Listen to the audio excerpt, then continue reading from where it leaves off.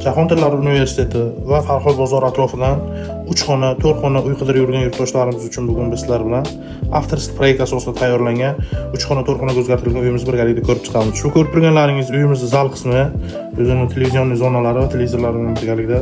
Bu yerda balkon qismimiz 2 metrga 6 metr bo'lgan balkonimizda oshxonamiz ko'chirilgan. Ko'rib turganingizdek o'tirib ovqatlanish uchun joylari. Bu esa bu yerda oshxona qismimiz.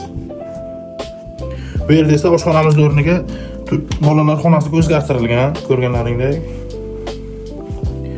Uyimiz 5 qavatli binoning 3-qavatida joylashgan. Umumiy maydoni 70 kvadratdan iborat. Ko'rib turganlaringdek, gilamli eshikdan kirib kelish va xonalar razdeli. Bu yerda ota-onalar yotoqxonasi.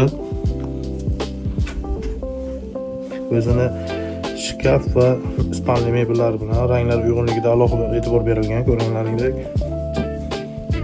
Bu yerga bolalar xonasi.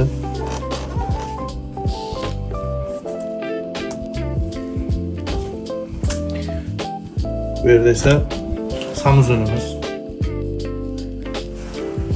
Eshikka stroyni shkaf va gilamli eshikdan kirib kelish. Ushbu uyimizning mo'ljali keladigan bo'lsak, Jahon tillari universitetidan yonginasi joylashgan ushbu avtorskiy proyekt asosida tayyorlangan uyimizda egalari videoda ko'rgan barcha mebel va texnikalaring bilan birgalikda 105 ming AQSh dollar baholashmoqda.